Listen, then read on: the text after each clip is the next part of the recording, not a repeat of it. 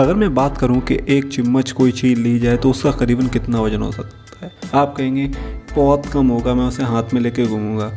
मैं बात कर रहा हूँ न्यूट्रॉन स्टार की। का वजन करीबन इतना है कि आप सोच भी नहीं सकते हैं। जब एक जाइंट स्टार सुपरनोवा एक्सप्लोजन में डाई हो जाता है तब एक न्यूट्रॉन स्टार बनता है और उनका वजन करीबन सूरज के कंपैरिजन में दुगना होता है और उनका साइज 10 सूरजों के बराबर होता है। ऐसा कोई चीज़ नहीं है जो उनसे ज़्यादा डेंस होता है यूनिवर्स में। उस न्यूट्रॉन स्टार का हम एक सिर्फ चम्मच भर के भी पार्ट निकाल लेते हैं तो उसका वजन करीबन 6 बिलियन टन के बराबर हो जाएगा।